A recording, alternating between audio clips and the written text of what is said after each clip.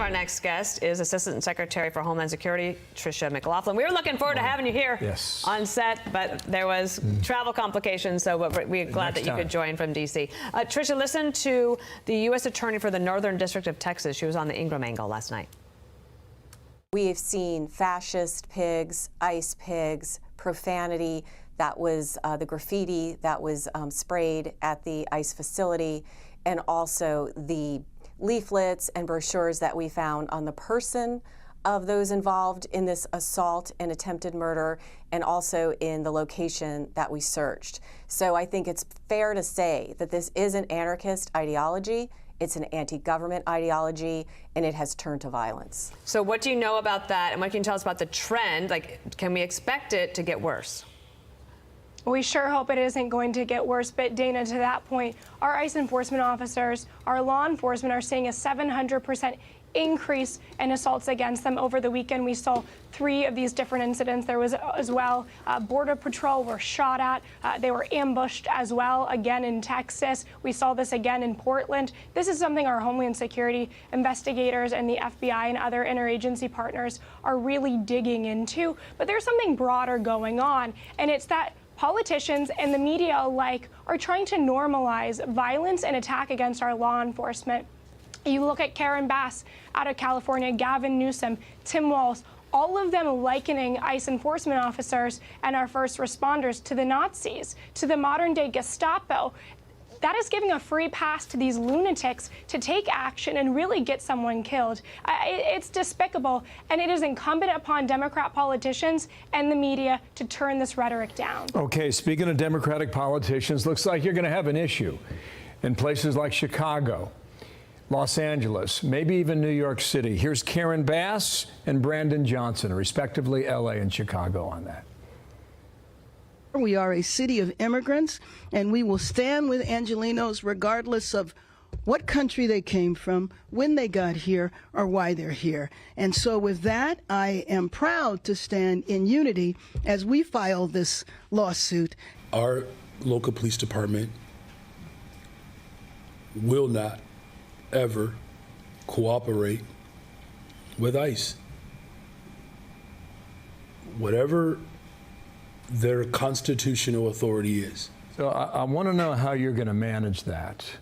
And we have a mayor's race here in November. We're not quite sure who's going to win, but you might be able to put New York City on that list as well. When you hear the mayor of Chicago say, our local police department will not ever cooperate with ICE, how do you respond? The facts remain that 70% of the arrests of illegal immigrants in this country either have prior criminal convictions or pending criminal charges. We're going after the worst of the worst. So these spineless leaders are protecting those criminal legal aliens that we are going after. That includes terrorists, MS-13 gang members, Tren de Aragua, child rapists, murders. Keep in mind, Dana and Bill, we have arrested almost 600 known or suspected terrorists within the United States. 2,700 members of Tren de Aragua, a vicious gang that kills, rapes, and maims Americans for sport. That is who these politicians are protecting. And unfortunately, because they won't let us in these jails to lodge detainers and eventually deport these depraved individuals, we're going to have to go out in the streets and really flood the zone to get these criminals off of our streets. And it makes it a lot less safe for these communities. Indeed. Hey, let's switch gears and give you a chance to talk about something that everyone's very happy about, and that is this change in policy from the Department of Homeland Security at TSA. When you go through the airport, you no longer have to take your shoes off. Now, I heard Secretary Noem talk about this is one thing about convenience, of course, and public customer service, but also the technology has improved to allow this change. What can you tell us?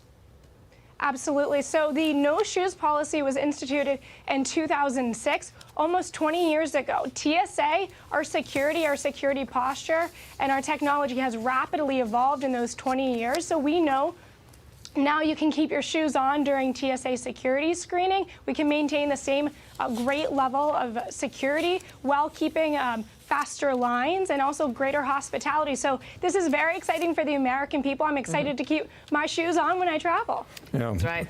Just remember why it happened. You know, you had a guy who tried to light a plane on fire by lighting the explosives on his shoes. Yeah, praise for the technology that Yes. we've improved on that. Thanks for coming on. We'll see you in New York next time you're in town. Thanks, Tricia. Thank you, Bill. Thanks, Okay. Dana. I'm Steve Ducey. I'm Brian Kilmeade. And I'm Ainsley Earhart. And click here. DHS fires back at spineless sanctuary city mayors. Flood the zone.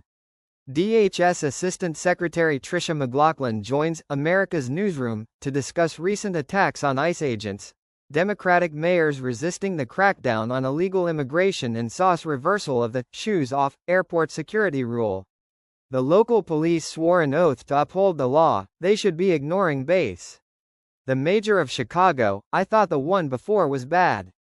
Why do the people keep voting for these idiots? Absolutely disgusting. Okay, we know you are going after the worst of the worst, but these sanctuary city mayors and governors must be removed from office and arrested. Why the hell can't you see that? Defend against all enemies, foreign and domestic, it's the oath. Since when did it become okay for mayors and judges to do whatever they want? Feels like they'd rather have the criminals. They need to be held accountable for their dangerous and anti-American rhetoric. As a Californian, we don't support Karen nor Gavin. We want law and order in California. What about a recall and class action lawsuit against LA mayor and governor? We don't want Karen and Gavin in charge of law-abiding citizens.